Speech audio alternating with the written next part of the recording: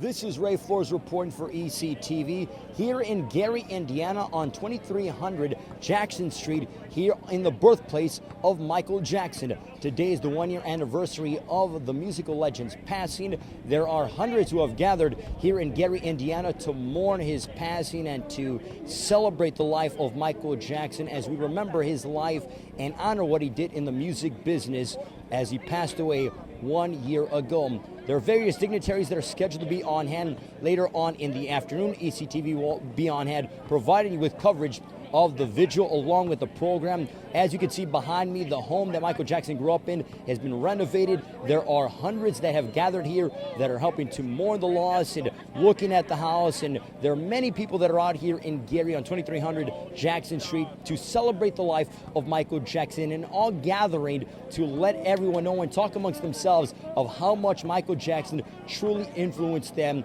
in their own way. It's no joke that Michael Jackson was the king of pop, and we will never see another Michael Jackson, and it really is refreshing to see so many from different parts of the globe come here to Gary, Indiana to celebrate the life of the king of pop as we are here on the birthplace of Michael Jackson here in Gary, Indiana. Reporting here from Gary, Indiana, Ray Flores, ECTV. Ray Flores here at the birthplace of Michael Jackson. We're here with Eileen. Eileen has traveled across the pond to come here to celebrate the one-year anniversary of Michael Jackson's passing. Eileen, thank you very much for joining us. You are from England. Tell us your thoughts on why you decided to fly across the pond and be here today. I wouldn't want to be anywhere else. This is the only place, and this is where Michael's heart is. I only found out this morning that Catherine and the children are going to be here, but I would have been here. I travel alone, but I know that I'm not alone. I'm here with my brothers and sisters.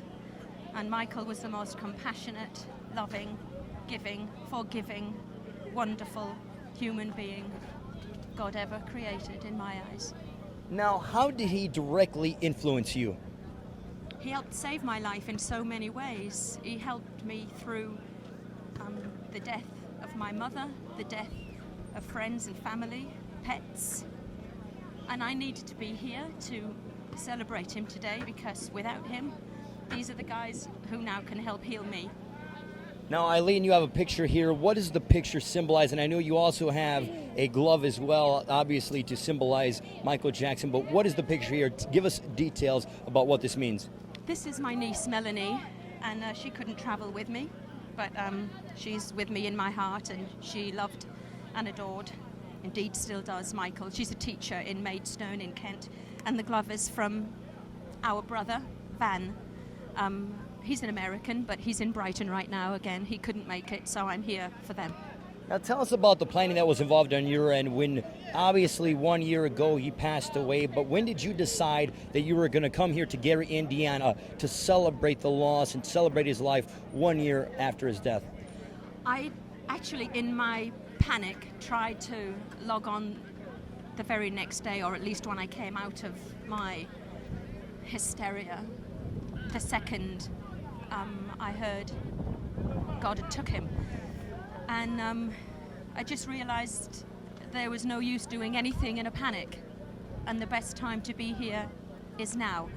I got my ticket in May, tried with Virgin Atlantic, and praise God I got it with United Airlines, who got me here brilliantly. Now, Eileen, how much do you feel Michael Jackson impacted the world as a whole? He impacted the universe, the globe, the world, and he unites us even now with his love, with our love, independently and together. We'll continue to keep his word, keep the faith, and continue to heal the world. Eileen, we greatly appreciate the time. Safe travels back to England, and we greatly appreciate you coming out and continue to enjoy this celebration of Michael Jackson's life. My pleasure. God bless you. Eileen joining us from England. Well, my name is Samuel Sherrard. I'm from Elizabethtown, Kentucky. I drove 5 hours to be here today. Michael Jackson is one of the most important people in my life. Even gone today, he means more to me than I can even describe. My personal connection with him is beyond anything I can convey to you today. I'm here today because today is all about Michael and what he meant to us what he gave us, and he means something different to each and every one of us. And especially me, I couldn't have missed it for the world. I would have come from the other end of the earth to be here today. Michael Jackson gave us so much, and he continues to give us so much, and that's something that's ongoing and will be until the day the earth stands still. Michael Jackson and I have a lot in common, and we're both very reserved people. We're both very to ourselves. We're both very misunderstood, and I understand a lot in Michael Jackson where a lot of people don't, and I sympathize with him, and it's almost as if we're family. I'm there with him, and I can see everything he went through and understand it, and he impacts my life daily. I still grieve to this day, and I don't think I'll ever stop grieving over Michael. Well, I just turned 18, so I'm just able to start getting these tattoos. I plan to get a lot more than I have now. On my left arm, I have a silhouette underneath the lyrics, "Will You Be There?" The song has a very personal meaning to me as far as people in my life, and in connection with Michael is just who's been there and who hasn't, and who's withstood the test of time.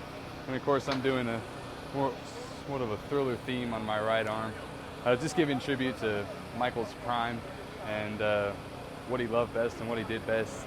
I plan to do a lot more. I'll go till my arms are filled, my chest is filled, my legs are filled, my back's filled. I'll do whatever I have to do just to convey everything that I feel I need to convey personally between me and Michael. We are here at the home of Michael Jackson, his childhood home, alongside Ronnie Wu, legendary Cubs fan. Ronnie, thanks so much for joining us. Tell us your thoughts about being here at the birthplace of Michael Jackson. Well, Michael's been through so much for the music world, you know, and I saw him when he was about 12 years old, and I shook his hand, and I knew right then he was going to be a superstar. He done so much for the music world, you know. He passed on, but we have to go on and always keep Michael in thought. It's amazing what he done for the music world. Some people try to hate on him for what he did, but God's the quarterback, and God make all the plays. So Michael's going on, but his legend still live on. That's why I wear my Cubs uniform and his glove every day. And I love Mike for what he done for the music world. It's just beautiful, you know. I wish everybody could find a place in their heart to remember Mike, what he done for the music world all over the universe.